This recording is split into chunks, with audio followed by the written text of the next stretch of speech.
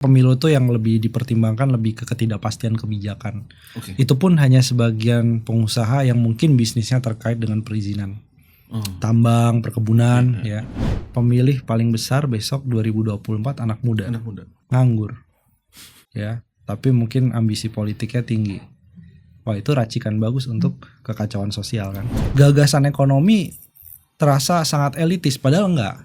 Jadi mungkin beberapa merasa gimana nih menarasikan masalah ketimpangan, masalah pengangguran, masalah soal tenaga kerja, hilirisasi. Siapa sih yang paham hilirisasi?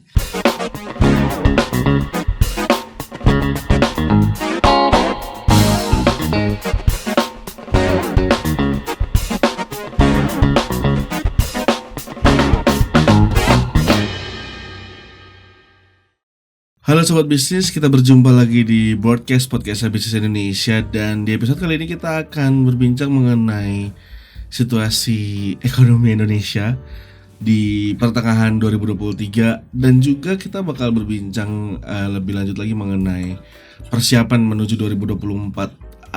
Apakah yang akan menjadi harapan-harapan ketika nanti akan ada sosok tokoh pemimpin baru?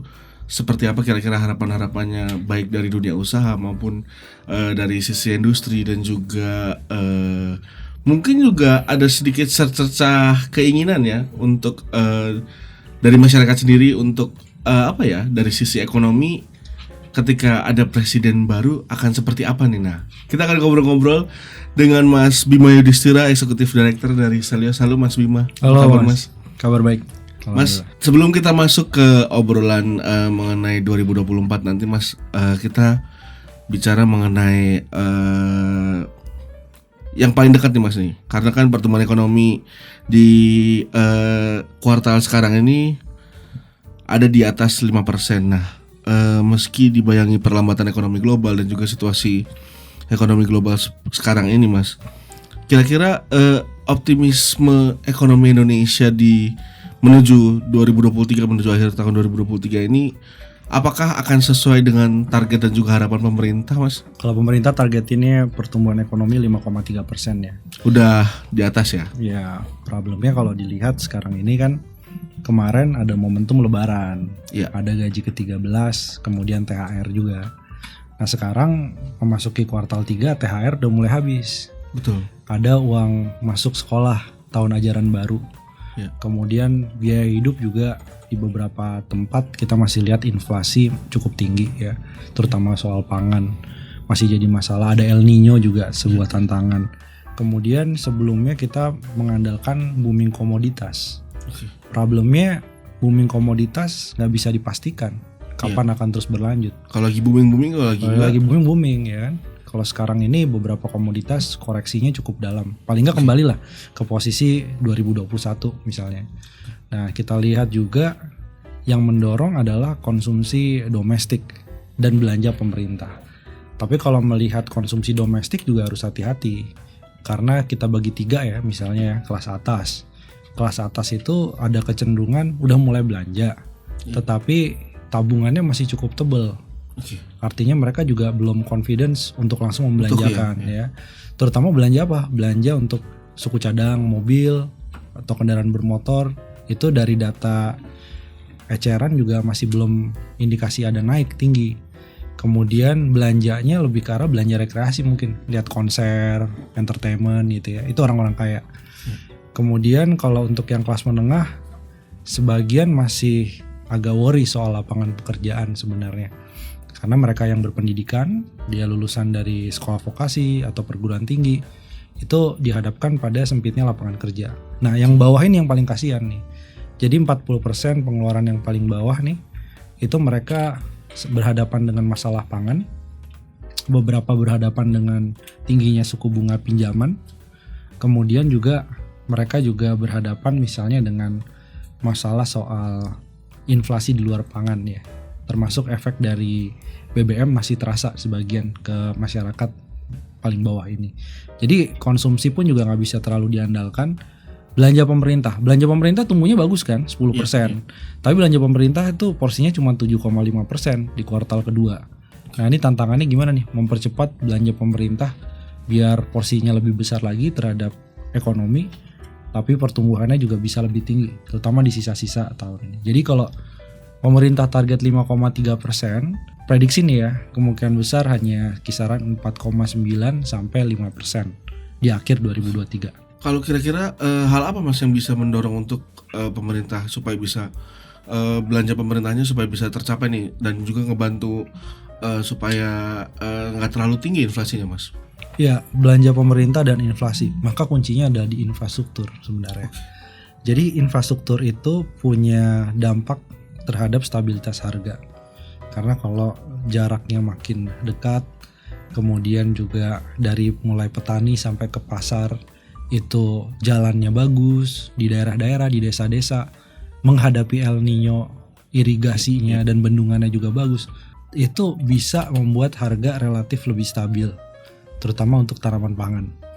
Kemudian belanja pemerintah yang terkait dengan penanganan inflasi ada di subsidi pupuk. Karena kita inginkan juga subsidi pupuk ini ditambah lah ya. Kalau masih ada alokasi lebih, ada sisa anggaran lebih, subsidi pupuk harus jadi prioritas. Selain tadi konsumsi pemerintah dan juga rumah tangga nih Mas, pertumbuhan juga ada di lembaga non-profit yang melayani rumah tangga, sekitar 8,6% year-on-year. Nah ini apakah ini jadi tanda-tanda Mas kalau momentum tahun politik ini udah mulai mendistrak perekonomian Indonesia Mas? Ya, udah mulai tuh ya kelihatan. Udah mulai kerasa. Iya, karena secara musiman 5 tahun biasanya didetek dari konsumsi LNPRT itu ya, atau non rumah tangga itu. Nah, di situ kelihatan bahwa non pemerintah ini termasuk di dalamnya ada tim sukses, ada kemudian ormas ya, ada juga lembaga-lembaga survei. Nah, itu biasanya mereka panen 1 tahun bahkan menjelang dari pemilu. Jadi ini salah satu tanda-tanda. Tapi bagaimanapun juga kan kontribusinya kecil ya terhadap total ekonomi. Artinya masih tetap yang berpengaruh itu tadi ya, bagaimana belanja pemerintah dan juga konsumsi masyarakatnya. Nah, terus tumbuhnya perekonomian di kuartal kedua masih menghadapi beberapa tantangan ya Mas ya. Salah satunya kinerja ekspor masih minus, terus juga penanaman modal melambat. Nah, apakah tahun politik ini jadi penyebabnya?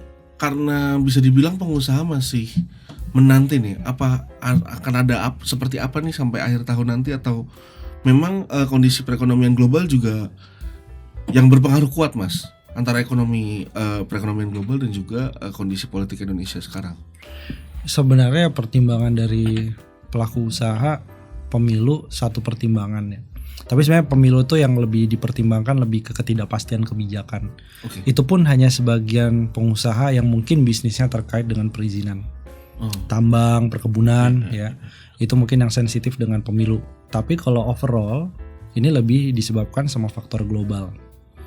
Sangat terasa berarti Mas? Sangat terasa ya. Tanpa adanya perang Ukraina, memang negara-negara mitra dagang kita sedang melemah. Amerika belum selesai dengan inflasi. Eropa juga begitu. Kemudian ada Tiongkok, itu di dalam negerinya masih punya banyak masalah, termasuk soal properti ya, properti bubble.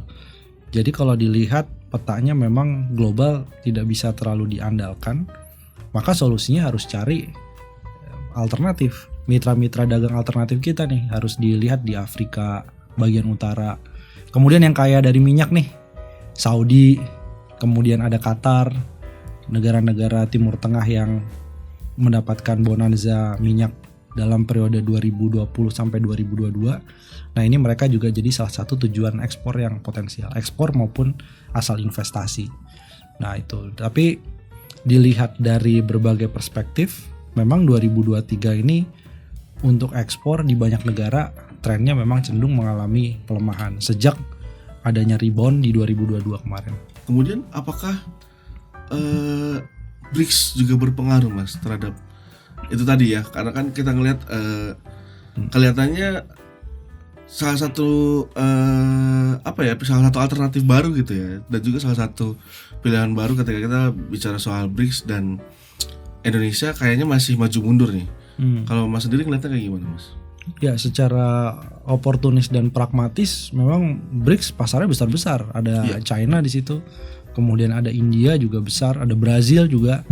Brazil itu pintu masuk ekspor Indonesia ke Amerika Latin. Selain tentunya ada Chile ya. Tapi BRICS ini di satu sisi ada positifnya kalau Indonesia gabung. Karena apa? Karena dari sisi aliran ekspor itu pun juga bisa meningkat, dan kedua BRICS ini punya bank pembangunan yang rencananya akan diluncurkan. Dan ini menjadi bank pembangunan yang mungkin ya lebih besar daripada EIB ya yang dimiliki oleh Tiongkok, karena BRICS gabungan yang lebih besar, kita bisa dapat dana murah, mungkin pinjaman murah terutama untuk infrastruktur. Tapi sisi minusnya atau negatifnya juga harus hati-hati. Salah satunya kan nanti Indonesia dianggap punya blok politik, yang ini akan menjadi masalah nih, karena negara-negara yang nggak suka Indonesia merapat ke Rusia, terutama di tengah perang Ukraina, mungkin kita bisa dapatkan hambatan-hambatan dagang ke Eropa, ke Amerika Serikat, Jepang misalnya. Dan juga BRICS ini kadang-kadang berpikir juga ya, Indonesia udah terlalu banyak kerjasama multilateral. BRICS itu sebagian besar ada di negara G20. Betul. Kemudian juga ASEAN ada plus-plusnya juga, di dalamnya ada Tiongkok, ada India. Nah, jadi kadang-kadang buat apa nih kebanyakan kerjasama itu? Bisa jadi pendekatan pasca pandemi adalah pendekatan bilateral. Dibandingkan forum-forum yang sifatnya multilateral seperti BRICS. Oke, berarti artinya apa ya? Pandangan publik sendiri kan berharap Indonesia dari yang pemberitaan baru-baru ini ya Mas, berharap Indonesia juga ikut merapat ke BRICS gitu. Tapi mungkin realitanya kayak tadi Mas bilang masih ya bisa dibilang buat apa terlalu banyak kerjasama kayak gitu. Terus apa yang menjadi pertimbangan nih ketika nanti akhirnya kan kita belum tahu nih apakah benar-benar akan bergabung dengan BRICS atau tidak. Apa yang kemudian, bagaimana kemudian nanti ketika Presiden Jokowi ya udah akhirnya kita merapat ke BRICS nih, dan apa kira-kira dampak positifnya buat Indonesia dari segi ekonomi, Mas? Kalau ini adalah fakta kerjasama ekonomi dan perdagangan, maka harapannya Indonesia bisa dapat prioritas. Oke. Termasuk keringanan tarif ya masuk. Sertifikat yang banyak-banyak itu atau hambatan non tarif itu bisa berkurang kalau Indonesia masuk ke negara BRICS ya. Tapi di sisi lain juga ada pinjaman mungkin yang lebih lunak. Karena ke depan mungkin Indonesia harus berpikir nih, kalau pinjam untuk infrastruktur, terbitkan surat utang, bunganya 6-7% per tahun, mahal. Kalau ada alternatif lain kenapa enggak misalnya. Itu beberapa manfaat ya. Dan juga mungkin ya kita lihat ya, Tiongkok sekarang negara asal investasi dan mitra dagang paling penting kan di Indonesia. Jadi mungkin ada kaitan dengan hubungan dagang kita, investasi bisa lebih bagus, terutama mendukung hilirisasi. Sejauh ini Mas melihat seperti apa sih Mas kinerja dari kerjasama bilateral Indonesia yang sudah dibangun, dan apakah itu benar-benar realitanya, apakah benar-benar meningkatkan perekonomian tanah air sendiri Mas sejauh ini setelah dari prospek kerjasama bilateral yang udah dibangun itu Mas? Ya, ini kita harus melihat secara kritis karena banyak sekali kerjasama perdagangan berakhir di atas meja. Ya.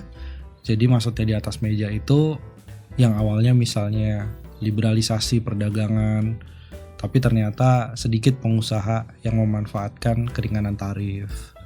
Jadi hanya pengusaha-pengusaha tertentu, informasi nggak merata gitu ya. Itu banyak terjadi kok. Banyak terjadi misalnya di Fakta Perjanjian ASEAN plus China, ASEAN plus India dan lain-lain, plus Korea Selatan gitu ya. Tapi ada juga beberapa perjanjian yang sifatnya bilateral, tapi bilateral ini kita memang punya keunggulan komparatif, kita bisa memenangkan. Contohnya Indonesia dengan Pakistan nih cerita terkenal gitu ya. Pakistan apa keunggulannya? Jeruk nih.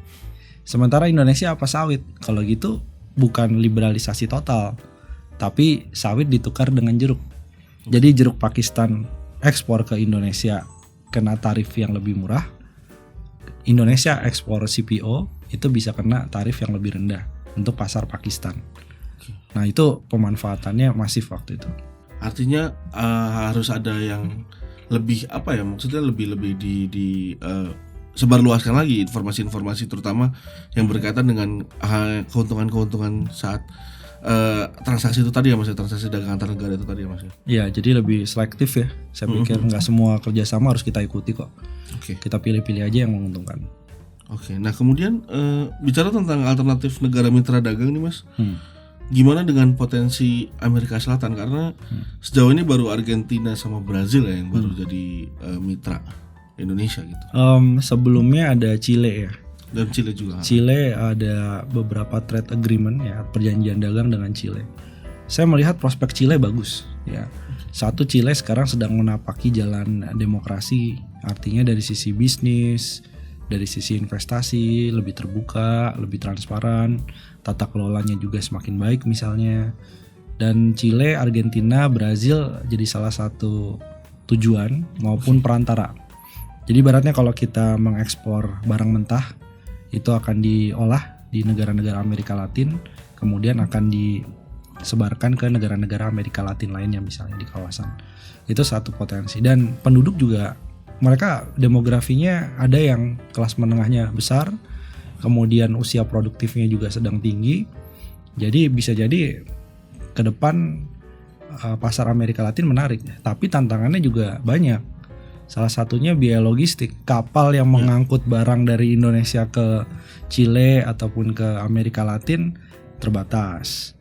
Biaya logistik masih jadi mahal. Kemudian informasi ya, jadi intelijen pasar ini belum banyak diketahui oleh pengusaha. Jadi dibandingkan pasar Amerika Latin, yang menarik adalah pasar Asia Selatan dan Afrika. Itu justru jauh lebih dipahami peluang-peluang dan informasinya. Tapi sejauh ini bagaimana Indonesia merespon pasar-pasar itu Mas? Maksudnya Afrika dan juga tadi sebagian ASEAN itu seperti apa Mas? Afrika bagus ya. Jadi Afrika bahkan kita punya banyak kantor cabang tuh. Perusahaan-perusahaan makanan minuman, kemudian pakaian jadi itu punya banyak cabang tuh di Kenya, Nigeria gitu ya, di Afrika Selatan. Contohnya batik misalnya. Batik itu kan jadi kebanggaan orang Afrika Selatan, tanpa sadar batiknya dari Jogja atau dari Solo kan gitu. Itu kan salah satu keberhasilan penetrasi ekspor ya. Karena batiknya dipakai oleh Nelson Mandela waktu itu, jadi ikon. Kemudian juga kita lihat untuk makanan minuman banyak trademark yang bagus, mie instan, kemudian juga minuman berpemanis, snack-snack itu juga pasarnya diterima dengan baik di negara-negara Afrika Tengah dan Afrika Selatan. Nah untuk Afrika Utara permintaannya banyak untuk furnitur sebenarnya. Furnitur kemudian spare part dari otomotif. Nah jadi itu cuman tadi ya, ini kan kalau dilihat sejauh ini baru pemain besar ya yang masuk ke Afrika. Sementara UMKM kita harus dilibatkan. Fasilitatornya adalah dari atas perdagangan atau kedutaan besar Indonesia di Afrika. Terus kita masuk ke neraca dagang nih Mas, kan kondisi sekarang bisa dibilang kita tertekan dengan kondisi yang sekarang ya, karena surplus neraca perdagangan kita mulai ada indikasi penurunan permintaan ekspor dan justru impor yang meningkat. Terus kira-kira langkah apa nih yang harus dilakukan pemerintah sesegera mungkin nih Mas? Iya, jadi kalau untuk impor, dia selama impor bahan baku yang memang tidak diproduksi di Indonesia, kalau ada peningkatan itu nggak ada masalah. Oke. Nah, tapi yang kita cermati diimpor barang jadi barang juga, jadi, ya ini perlu diwaspadai karena channelnya makin banyak sekarang impor barang jadi. Ada pasar fisik, ada juga pasar online, ya. Dan pasar online peraturannya soal barang impor agak sedikit longgar. Itu jadi salah satu hal yang perlu dicermati. Tapi kalau untuk ekspor, ya ini neraca dagang dari sisi ekspor bertahan di migas. Indonesia juga bukan eksportir migas yang net ya. Kita net importir sekarang. Bukan bagian OPEC juga. Kemudian kalau dilihat 10 barang-barang unggulan ekspor, sebagian besar adalah komoditas olahan primer. Nggak jauh-jauh dari CPO, batu bara, kemudian ada biji besi, baja ya, dan juga nikel misalnya. Jadi olahannya masih olahan primer. Nah, kalau kita bicara kualitas dari perdagangan, itu hanya ada dua. Volumenya dinaikkan atau nilai tambahnya dinaikkan. Nah, jadi kita punya dua peluang itu. Kalau sekarang volume mungkin agak susah. Karena negara mitra dagang kita tadi yang utama ya, itu sedang bermasalah. Sambil mencari pasar baru tentunya, maka kualitasnya, nilai tambahnya Contohnya bicara soal nikel. Nikel itu potensinya kan besar, tapi kita masih setengah jadi. Pig iron, ferronikel harusnya udah dalam bentuk stainless steel. Paling nggak keluar dari Indonesia sudah dalam bentuk baterai yang jadi atau mobil listrik yang jadi. Jadi hilirisasi kita harus penuh. Nah, jangan tanggung-tanggung. Tapi kemudian apakah ini jadi lampu hijau gitu Mas untuk hilirisasi nikel, dan kemudian prospeknya ke depan IBC juga seperti apa Mas? Ya, soal baterai, soal nikel. Nah, problemnya gini nih. Kita bicara baterai, itu ternyata ada komponen yang hilang, yaitu lithium.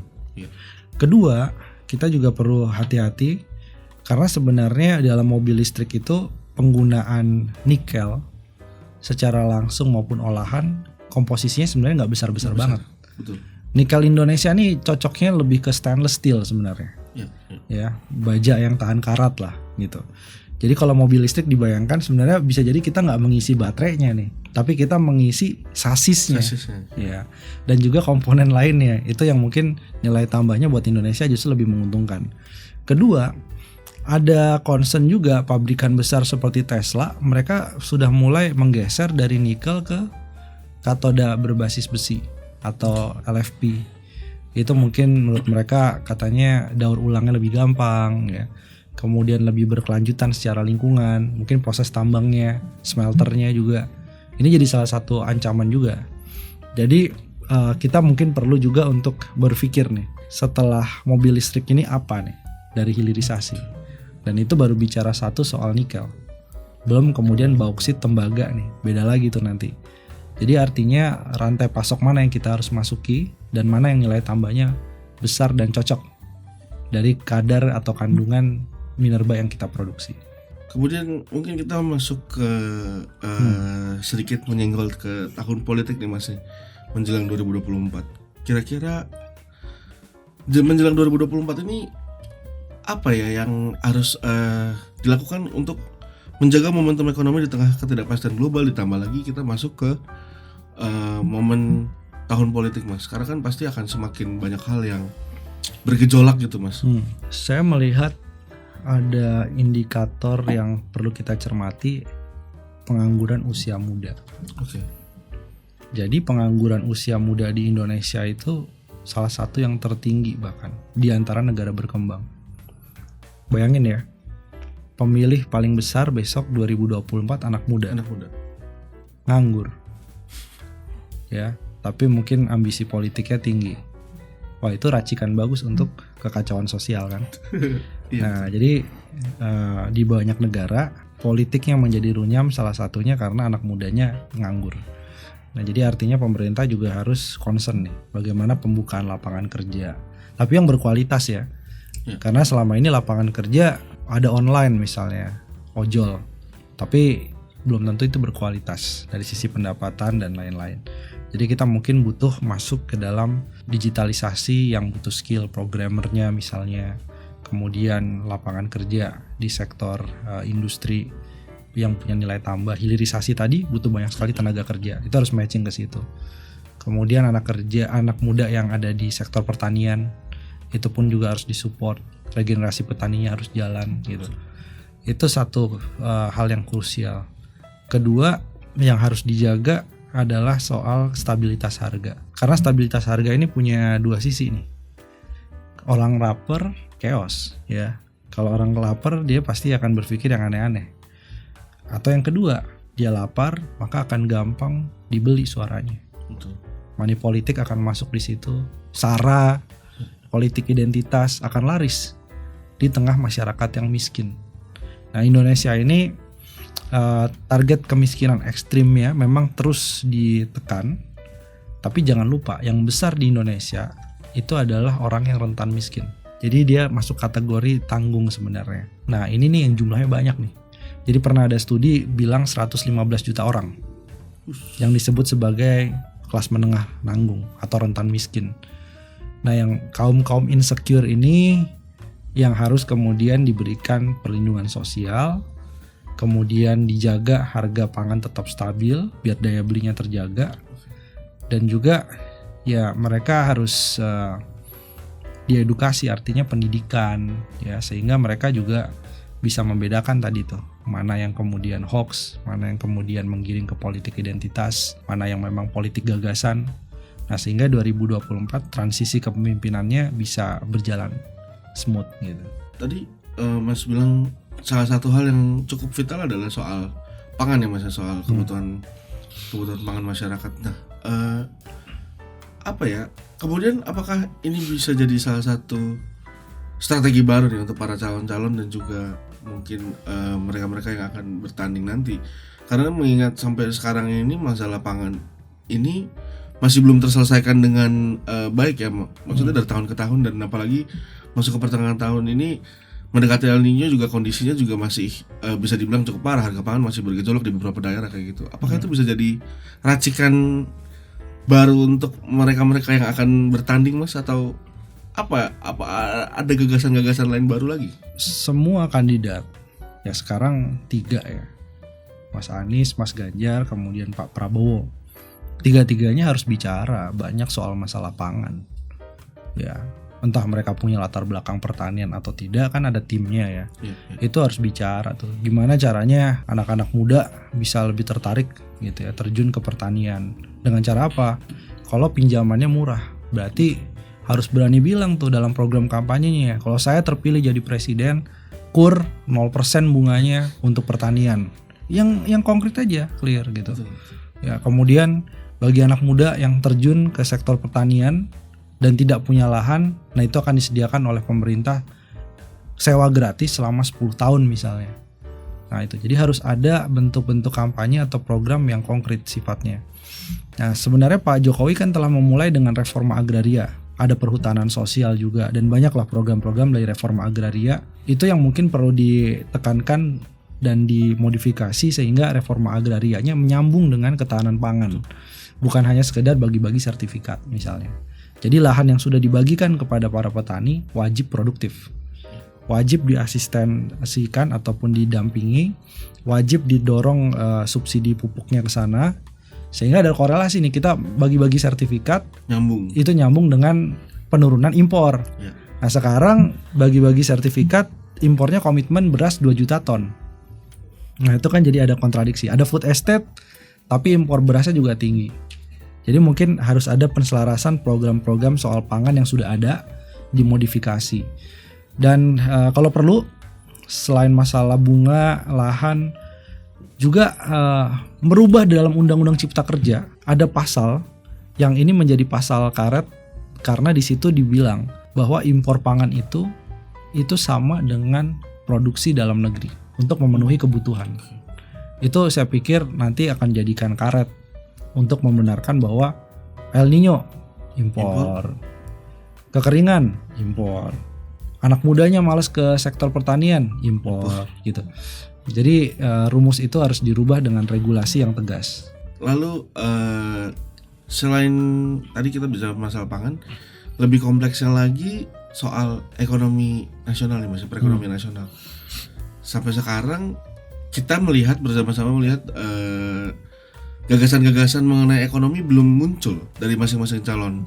Apakah kemudian itu jadi sesuatu yang penting untuk mereka ketika kita bicara Indonesia, kita bicara perekonomian nasional? Apakah itu jadi hal yang jadi hal yang sangat penting dan krusial, atau karena selama ini mungkin itu sedikit dilupakan mungkin Mas oleh para calon-calon pemimpin, karena sebelum-sebelumnya juga kayak gagasan-gagasan untuk sektor ekonomi bisa dibilang nggak begitu menarik ya untuk dibahas ketika mereka berkampanye gitu Mas.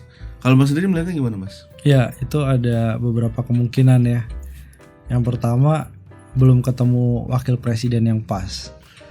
Jadi bisa jadi udah dari awal udah bilang begini nih, udahlah saya sebagai presiden nanti akan banyak bahas soal pertahanan, keamanan, saya bicara soal tata kota, saya bicara soal spesifik misalnya soal masalah kebudayaan atau anak muda di medsos misalnya. Nanti urusan ekonomi saya serahkan ke wakil presiden. Nah, masalahnya tiga-tiganya wakil presidennya masih misterius kan gitu ya, sampai Oktober nanti. di KPU baru dilihat siapa wakil presidennya. Tapi kalau sudah Oktober baru berpikir soal visi misi ekonomi, terlambat juga. Ya. Waktu nggak banyak. Yang kedua, kemungkinan besarnya adalah gagasan ekonomi terasa sangat elitis, padahal enggak. Ya. Jadi mungkin beberapa merasa gimana nih menarasikan masalah ketimpangan, masalah pengangguran, masalah soal tenaga kerja, hilirisasi. Siapa sih yang paham hilirisasi? Coba disurvei misalnya. Yang paham soal hilirisasi, pasti ntar interpretasinya beda-beda gitu kan. Nah, jadi banyak yang belum bisa menarasikan menjadi bahasa kampanye yang populis. Mungkin ada ke situ. Nah, yang bahaya yang ketiga, tidak menganggap isu ekonomi sebagai isu yang krusial. Kalau sampai ini yang terjadi, sudahlah nggak perlu bahas ekonomi, kita bahas masalah yang lain aja. Wah, ini fatal nih. Karena kalau sampai kemungkinan yang ketiga tidak membicarakan ekonomi karena ketidakpahaman atau menyepelekan isu ekonomi, padahal dalam berbagai survei itu konstituen, terutama usia muda, isunya nggak jauh-jauh soal stabilitas harga kebutuhan pokok, lapangan kerja, perumahan. Yang tiga-tiganya adalah isu ekonomi sebenarnya. Kalau mau dikaitkan korupsi ya penegakan hukum, tapi itu sebenarnya isu ekonomi juga, ya kan? Korupsinya tinggi, biaya ekonomi jadi mahal. Nah, jadi wajib tuh sebenarnya dari sekarang itu sudah mulai ada tim yang terbentuk, kemudian memformulasikan entah bahasa kampanye maupun nanti program. Jangan sampai kertas kosong ya. Kertas kosong tuh bukan bersih dalam artian rekam jejaknya bersih. Kertas kosong ya nggak berpikir apa-apa soal ekonomi. Nah, itu mungkin nggak disukai oleh pengusaha dan masyarakat juga. Bingung nanti. Dan mungkin yang terakhir masih menuju 2024 juga pasti banyak harapan-harapan dari para pengusaha dan juga selain harapan juga keinginan-keinginan dari para pengusaha, baik dari segi regulasi, terus juga banyak hal lah dari segi pengusaha ketika nanti punya pemimpin baru. Nah, Mas melihat ini seperti apa, Mas, harapan-harapan dari pengusaha itu sendiri, dan suara-suara pengusaha seberapa besar, Mas, untuk tersampaikan ke calon pemimpin nanti nih? Iya. Jadi ada yang bilang bahwa masalah soal rakyat itu berhenti di pelantikan presiden gitu ya. Karena masalah rakyat bicaranya pada waktu kampanye. Setelah itu baru banyak dimasuki oleh usulan-usulan dari pengusaha gitu kan ya. Maksudnya yang terkait dengan bisnis, investasi gitu. Nah, kalau melihat bahwa sekarang ini pengusaha apa sih yang ingin didorong? Satu yang didorong ternyata dalam berbagai survei, termasuk yang saya pikir dilakukan oleh Bisnis Indonesia, concernnya adalah korupsi. Ini musuh bersama.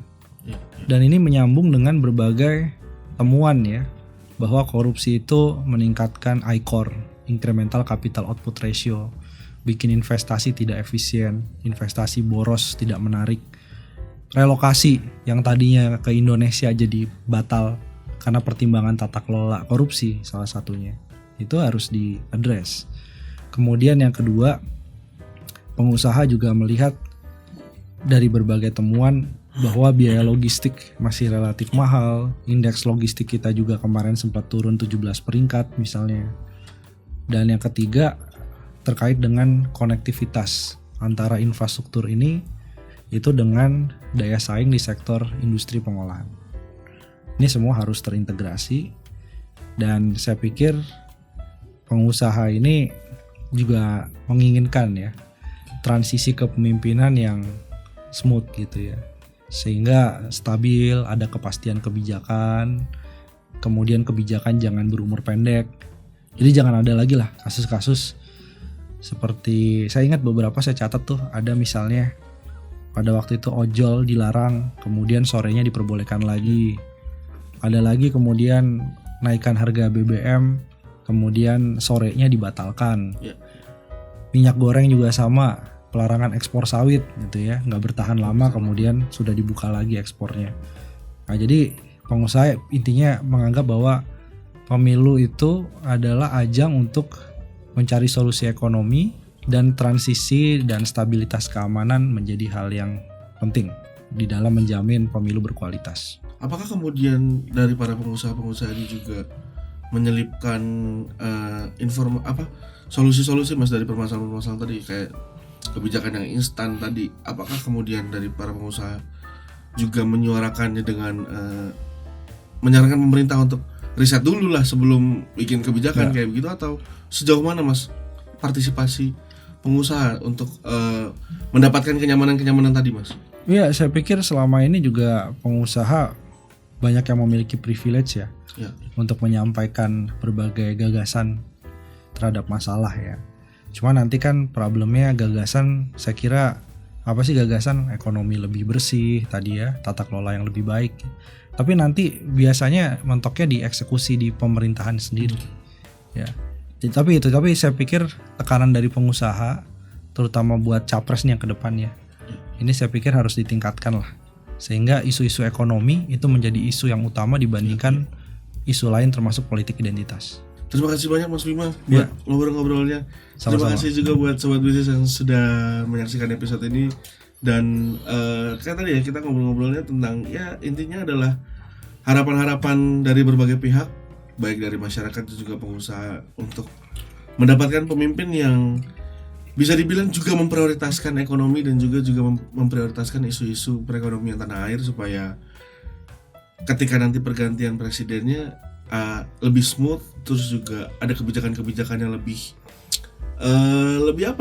mementingkan semua pihak, dan juga ada hal-hal yang pertimbangan-pertimbangan yang lebih kompleks juga yang mungkin jadi solusi-solusi baru ke depannya. Tentunya juga harapan bersama untuk mendapatkan pemimpin yang lebih bijak juga ya dari segi kebijakan ekonomi nih. Terima kasih sekali lagi Sobat Bisnis yang sudah menyaksikan episode ini. Terima kasih Mas Bima. Sampai jumpa di episode berikutnya.